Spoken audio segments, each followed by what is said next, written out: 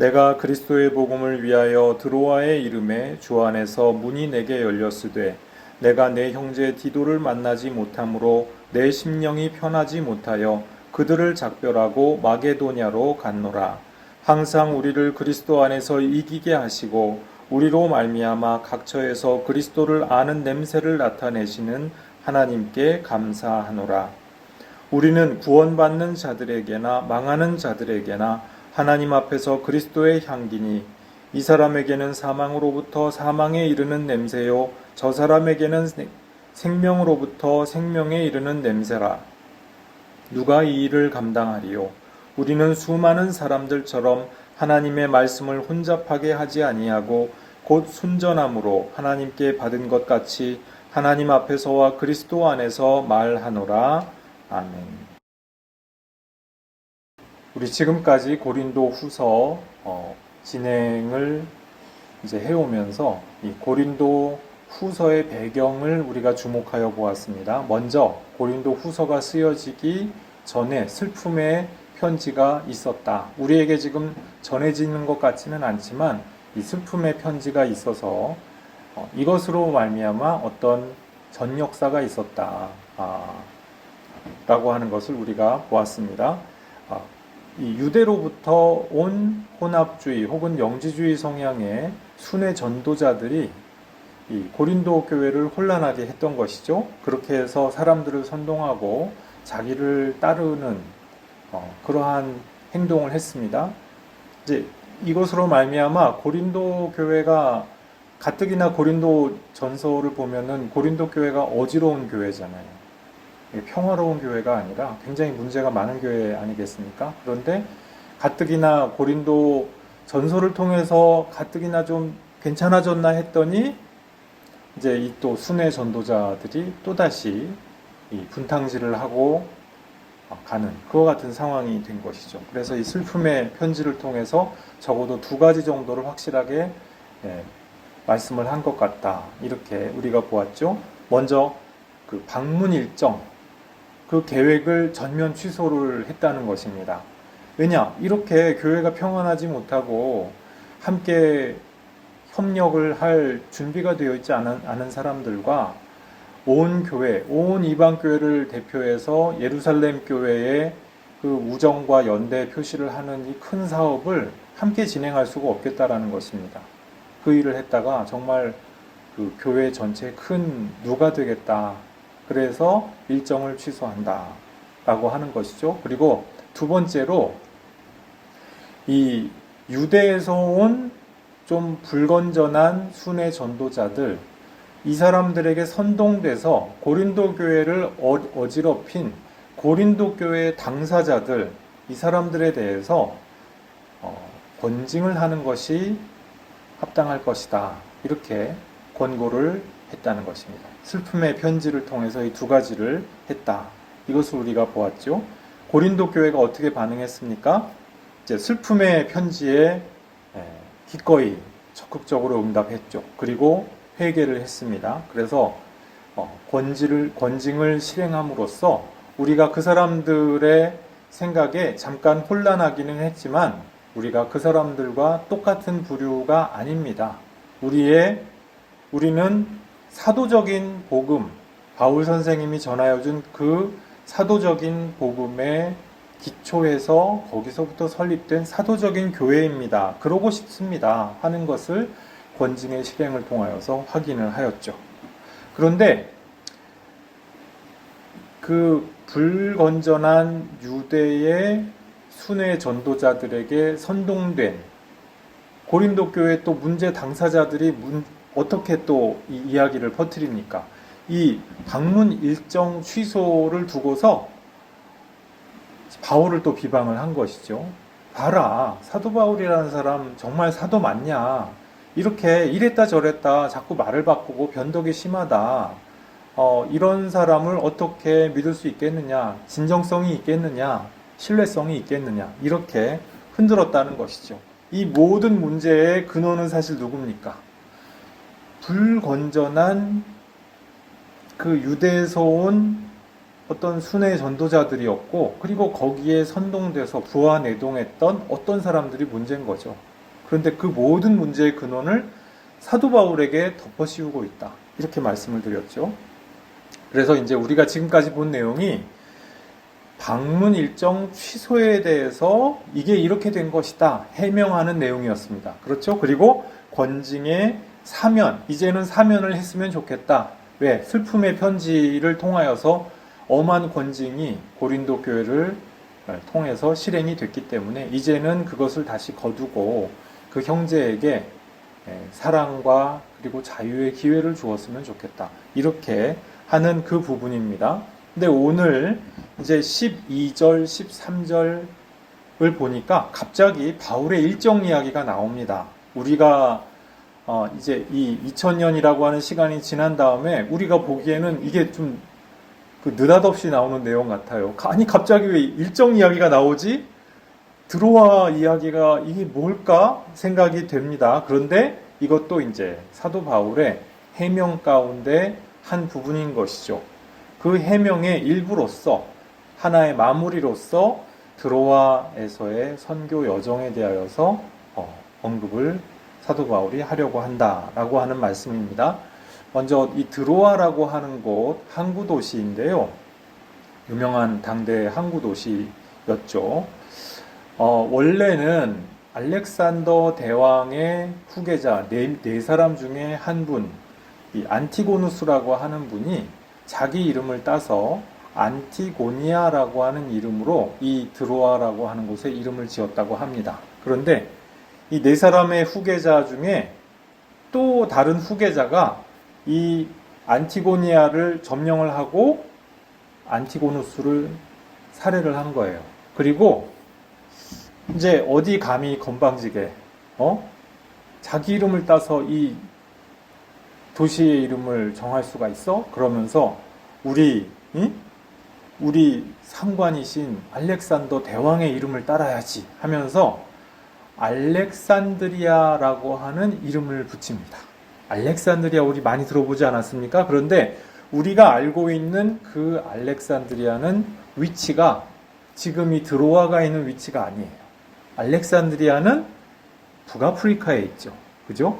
그런데 지금 이 문제의 알렉산드리아는 어떤 알렉산드리아입니까? 그러니까 사람들이 이것을 구분하기 위하여서 트로이의 알렉산드리아, 트로이 근처 지방인가 봐요. 그래서 트로이의 알렉산드리아, 트로이시의 알렉산드리아 이렇게 불렀다고 하는 것이죠. 그러니까 알렉산드리아, 트로이의 알렉산드리아라고 하는 명칭이 길잖아요. 그러니까 이것을 줄여가지고 드로아 했다는 거예요. 트로이의 알렉산드리아에서 트로아 이렇게 줄였다는 것이죠. 어쨌든 이제 그런 곳인데 이 드로아에서 주 안에서 문이 열렸다. 사도 바울이 이렇게 12절에 표현을 하고 있어요. 우리 예수님이 그 제자들을 선교 여행을 보내시면서 뭐라고 말씀하십니까? 마을로 들어가서 사람들에게 환대를 하여 주는지 보라고 이렇게 말씀하시잖아요. 그래서 평화가 있으라 하고 갔는데 문전박대하면은 여러분들도 거기서 먼지를 털고 나오고 문을 열고 이렇게 환대를 하여 주면은 거기에서 그 집에 도움을 받고 지원을 받으면서 이렇게 전도 활동을 그 마을에서 해라. 그러면은 그 마을이 여러분들로 말미암아 여러분들이 그 빌고 또 간구하였던 그 평화가 그들 가운데 함께하게 될 것이다. 이제 이런 내용이 예수님께서 말씀하셨던 그 선교 명령 가운데 있었죠. 그런데 이제 여기서 주 안에서 문이 열렸다라고 하는 표현이 나온 겁니다. 그러니까 드로아에 갔더니 이 막 그냥 그 사람들이 막 따라 붙어가지고 난리법석 떨고 그 사도행전 보면은 전부 그 얘기거든요. 그런데 드로아에서는 이상하게 사람들이 환대를 했다는 것이죠. 그리고 이런 얘기가 있습니까?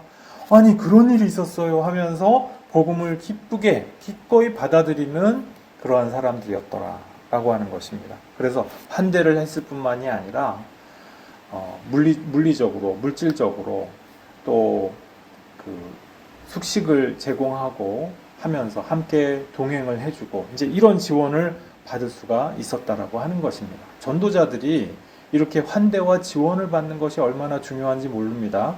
선교지에 가서도 사도 바울처럼 물론 다 그 텐트 메이킹 미니스트리, 그러니까 자비량 선교를 하려고 다들 이렇게 열심히 노력을 하십니다. 그런데 현지인들에게서 환대와 지원을 받는 것이 사실은 굉장히 중요하죠.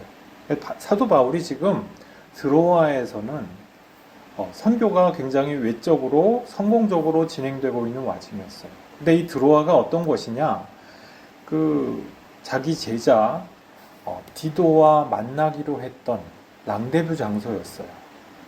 고린도에 디도를 보내서 고린도의 상황을 살펴보고, 그리고 고린도에서 어떻게 상황이 진행되고 있으면 혹시 문제가 생겼다면 거기서 디도 네가 좀 사람들을 잘 좀 중재하고 갈등을 좀 가라앉히고 그런 역할을 하고 왔으면 좋겠다고 보낸 것이거든요. 근데 파송을 하고 상당 기간이 흐른 후에 지금 드로아에서 만나기로 되어 있었는데 사도 바울이 드로아에서 있어 보니까 아무리 기다려도 안 오는 거예요. 이게 어떻게 된 겁니까? 사도 바울이 만나기로 했던 사람을 아무리 기다려도 못 만나니까 중간에서 이 길이 엇갈렸나? 이제 걱정이 되는 것이죠. 아니면 드로아에서 고린도에서 무슨 험한 꼴을 당했나? 여러 가지 걱정이 있지 않겠어요? 오는 동안에 무슨 강도를 만났나? 그래서 사도 바울이 지금 뭐라고 말씀합니까? 13절 말씀에 심령이 편치 않았다 그랬어요. 편치 못한 상황이었습니다. 근데 디도는 아마도 고린도 교회의 이 엄중하고 혼란스러운 상황에 나름 열심히 대처하느라고 지금 시간이 좀 지체가 됐을 것 같아요. 왜냐하면은 뒤에 가면은 디도가 그 고린도로부터 좋은 소식을 전하거든요. 근데 고린도 교회에서 이 모든 것들을 저절로 그냥 잘 전하게 됐을 것 같지는 않습니다. 그래서 아마도 디도가 고린도 교회에서 평화를 만드는 일에 상당한 역할을 하고 그렇게 대처를 하느라고 지체되고 있는 상황이었을 거예요. 근데 사도 바울은 고린도 교회 상황이 너무나 그 마음에 커다랗게 차지하고 있었기 때문에 마음이 편치 않았다고 하는 것이죠. 그래서 드로아 다음에 목적지, 그게 어디입니까? 우리 고린도전서 16장에서 이미 예고되었던 그 여행 목적지죠. 마게도냐로 향한 것입니다. 왜 그렇습니까? 이 드로아에서 뭔가 길이 엇갈렸나 싶어서 마게도냐에서 만날 수 있겠거니 하고 싶어서 간 거예요. 지금 드로아에서는 선교의 문이 활짝 열려서 전도가 너무 잘 돼요.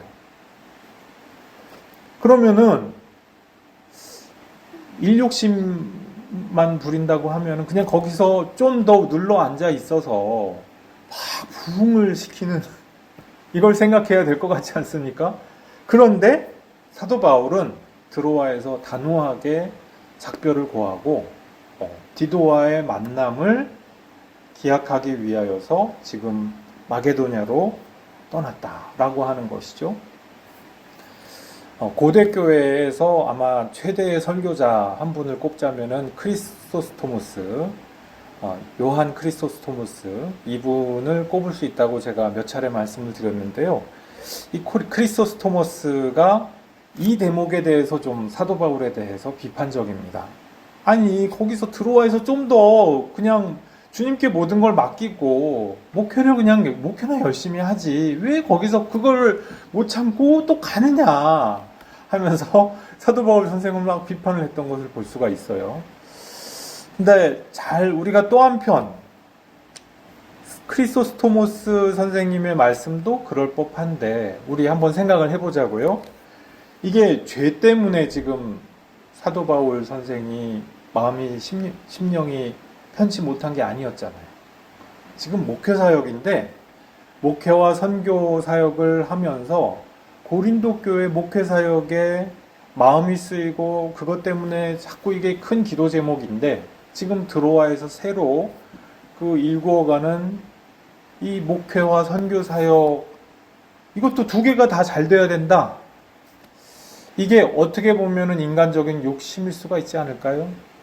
욕심일 수도 있다는 것입니다. 그래서 저는 요한 크리소스토모스 선생님의 비판이 조금 지나치지 않느냐.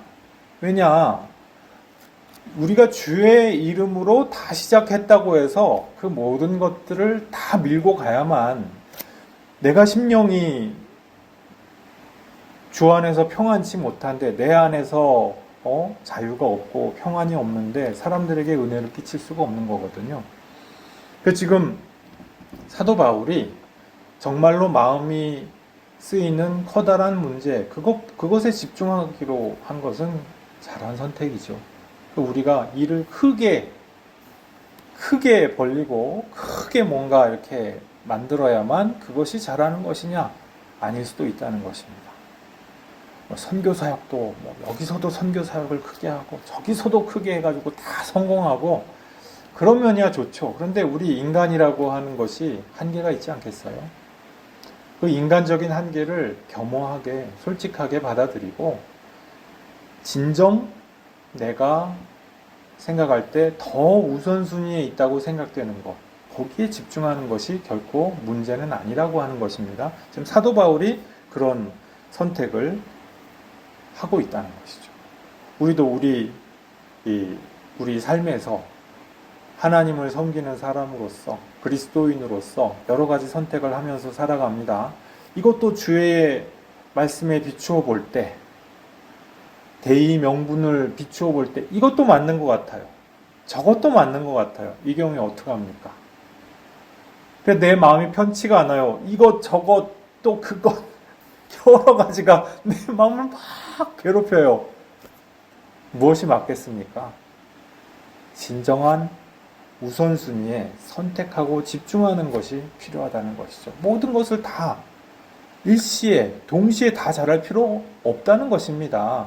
드로아에서 주님이 활동을 하신다면 또 거기서는 거기에서 또 다른 사역자를 필요하다면 하나님이 세워주시는 것이고 사도 바울은 그것을 믿고 신뢰하지 않았을까요? 오늘날 우리에게도 이와 같은 신뢰가 필요하다는 것이죠. 자, 디도와 사도 바울이 이렇게 만나야만 한다라고 그렇게 만남을 중시했던 까닭이 뭡니까? 왜 그렇습니까? 그만큼 고린도 교회의 소식이 지금 마음에 꽉 차 있다는 얘기 아니겠어요? 그러니까 고린도 교회 성도들은 지금 이 부분이 낭독되는 것을 들으면서 저게 우리 때문이었구나. 우리 때문에 사도 바울이 드로아에서의 그 잘 나가던 선교도 다 뒤로 하고 디도와의 만남을 통하여서 우리 염려를 하느라고 저랬던 거구나. 바로 알아들 수가 있었던 것이죠. 지금 우리는 어떻습니까? 제가 지금까지 길게 설명하면서 이제 좀 이해가 되시죠? 저도 이게 왜 그렇지? 한참 헤맸어요. 근데 그 여러 시간을 씨름한 끝에 이거구나 하고 알겠더라고요. 지금 어쨌든 상황이 이렇습니다. 고린도 교회가 사도 바울에게는 그만큼 중요했다는 것이죠. 이제 이것을 뒤에 가서 고린도 후서 7장에 가서 사도 바울이 다시 한번 언급합니다. 거기서는 이 디도와 만남이 어떠했는지에 대해서 좀 더 구체적으로 이야기합니다. 그러니까 디도와 만나서 고린도 교회에서 많은 긍정적인 변화들이 있었노라. 이렇게 말씀하는 대목이 나오거든요. 그래서 그 7장 3절 이하에서. 그래서 마게도냐에서 디도와 만남을 언급하고 하면서 이제 계속 말씀을 이어가는데요. 오늘날 우리가 들으면은 좀 뜬금없죠.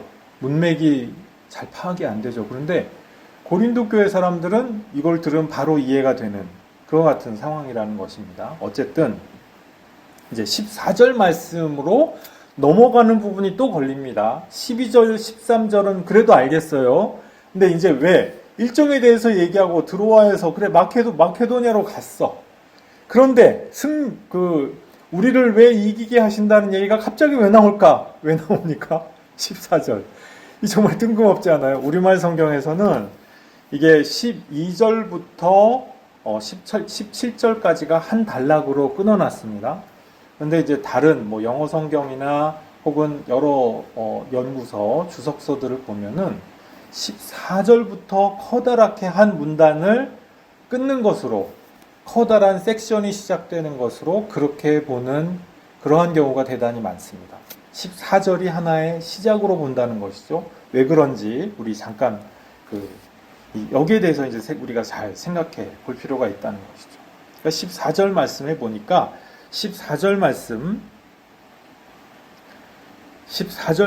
다시 한번 읽어보겠습니다.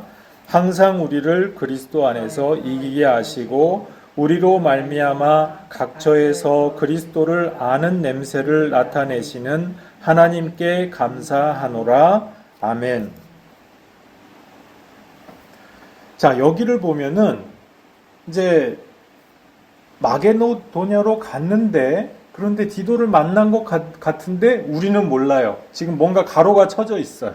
근데 갑자기 이기게 하시는 하나님께 감사하노라 그랬죠. 그러니까 마게도냐에서 만났는데 어떤 얘기를 들었다는 얘기입니까? 고린도 교회 상황이, 야, 바울이 증거한 그 복음이 승리하고 있구나, 여기에 대해서 들었다는 그 말씀입니다. 그래서 고린도 교회 상황이 개선되고 개혁되고 하는 것을 보면서 사도 바울이 너무나 기쁘고 위로가 되고 용기를 얻을 수가 있었다, 그것이죠. 오늘날 우리가 볼 때는 좀 뜬금없습니다. 이 12, 13절도 뜬금없고 14절도 좀 뜬금없어요. 그래서 이게 모든 주석가들이 굉장히 고통을 당합니다. 자기들도 이거 도대체 여기서 여기로 왜 나가는지 모르겠다, 대놓고 이렇게 말씀하시는 주석가들도 있더라고요. 어쨌든 좀 뜬금없을 수도 있는데 고린도 교회 성도들은 자기들이 직접 겪었던 일이기 때문에, 아, 디도 선생님하고 사도 바울 선생님이 이런 이야기를 나눴겠구나, 바로 알았다는 것이죠. 무엇입니까? 무엇에 대해서? 우리를 항상 그리스도 안에서 이기도록 하시는 하나님의 은혜에 대하여서, 고린도 교회, 우리 고린도 교회 상황으로 말미암아 그와 같은 대화가 오간 것이로구나, 바로 알아차릴 수가 있었다라고 하는 것입니다. 자, 여기서 이기게 하신다라고 하는 것이 굉장히 우리가 주의 깊게 잘 지켜볼 말씀입니다. 원문으로 스리암뷰오라고 하는 그 단어가 쓰였습니다. 스리암뷰오. 근데 이 스리암뷰오라고 하는 원어가요, 그 트리움포라고 하는 라틴어를 헬라식으로 옮겨 쓴 단어라고 하는데요. 트리암뷰오라고 하는 이 단어, 그러니까 요새 말로 하면 트라이엄프 했다는 거예요. 트라이엄프가 동사이기도 하잖아요. 그러니까 트라이엄프 하게 하시는 하나님이시다. 자, 근데 여기서 우리가 여기서 주의 깊게 볼 질문이 있습니다. 누가 누구를 이긴다는 겁니까? 누가 누구를 이기죠? 우리 한글 성경에서는 누가 누구를 이기게 한다는 것 같습니까? 누가요? 누가 이긴다고요? 그래서 우리가 이기는 것 같죠. 그죠? 누구를 이긴다고 하는 걸까요? 이 세상을 이긴다고 하는 것, 또는 바울이 전하는 사도적인 복음에 반대하는 그 반대자들에 대해서 승리를 거두게 한다는 것처럼 보이죠. 그죠? 그렇게 보이는데, 이것은 한 가지 해석입니다. 우리가 세상을 혹은 바울의 비사도적인 복음을 이기게 하신다라고 하는 것은요, 영어권의 킹제임스 성경의 전통입니다. 그 전에는 이렇게 반드시 해석하지 않았다는 뜻이죠. 라틴어 불가타 역을 보면은요, 누가 누구를 이기느냐? 그리스도께서 우리를 이기신다, 이렇게 되어 있어요. 왜 이런 차이가 생기죠?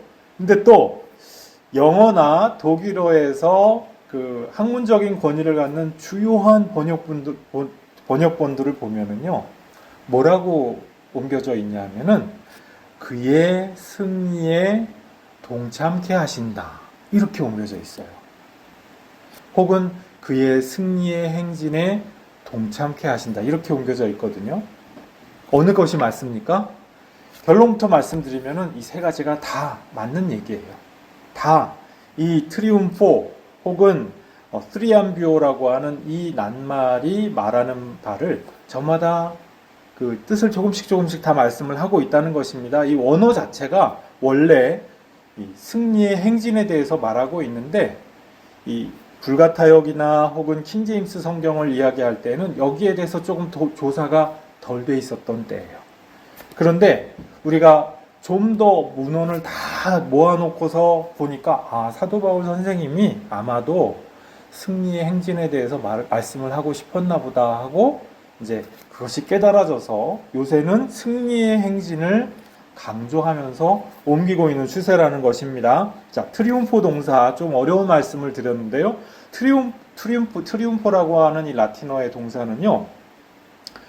로마 제국에서 전쟁에서 승리한 장군이 개선 장군이 그 동료들과 함께 행진한다 할 때 이것을 트리움포라고 하는 동사를 썼습니다. 이 트리움포라고 하는 동사를 쓸 때에는 한 서너 가지 정도 특징이 있다고 해요. 우선 첫 번째로요. 로마의 신들에게 바쳐질 그 희생 제물로 쓸 짐승들이 쫙 그 행렬에 같이 간다고 합니다. 두 번째로 전리품들이 또 그 뒤로 쫙 간다고 그래요. 그리고 또 세 번째로는 포로들, 왕부터 시작해가지고 포로들이 또 쫙 그 로마의 신들의 옷을 입고, 그것도 로마의 신들의 옷을 입고 그 포로들 입장에서는 얼마나 수치고 망신이겠습니까? 그걸 이끌고 그렇게 다 그렇게 하면서 그대로 망신을 주면서 이제 가는 거죠. 그 개선 장군과 그 동료들이. 그리고 마지막으로 또 한 가지 특징이 뭐가 있냐면은 그 제사할 때 그 쓰이는 향 있죠. 그 향을 이렇게 피우면서 행진을 쭉 했다는 것입니다. 그래서 이 승리의 행진에는 굉장히 그 승리의 냄새라고 하는 것이 나타난다고 하는 거예요. 그래서 이제 14절, 15절 이하에 보면은 냄새에 관한 이야기가 나옵니다. 그것이 이제 이것하고 관계가 있다고 하는 것이죠. 이제 이 승리의 행진이 끝나고 나면은요, 그 다음엔 어떻게 되겠습니까? 짐승들은 이제 제사를 위해서 다 도살되고요. 포로들은 어떻게 되겠습니까? 포로들은 다 죽여버리는 것이죠. 근데 이제 나중에는 관용을 과시하기 위해서, 관용을 베풀기 위하여서 대표 몇 사람만 죽이고 나머지는 전부 노예로 팔았다. 노예로 파는 것이 관용인 것이에요. 생명을 살려주니까 이제 그러한 이 스토리가 이 트리움포라고 하는 동사에 있는데요. 그러니까 이건 로마식 승리주의입니다. 그러니까 사도 바울이 승리주의에 대해서 이야기를 하고 싶다는 것이죠. 이 로마식 승리주의와 성도의 승리가 과연 같으냐? 승리를 어떻게 우리가 정의하느냐라고 하는 것이 우리 성도들에게 중요하다라고 하는 것입니다. 내가 어떻게 하는 것이 승리하는 것입니까? 내가 믿음을 믿는 그리스도인으로서, 성도로서, 한 사람의 인간으로서 무엇이 승리하는 것입니까? 무엇이 성공하는 것입니까? 우리가 쉽게 생각할 수 있는 게요. 내가 잘 되고 형통하면 그것이 승리지.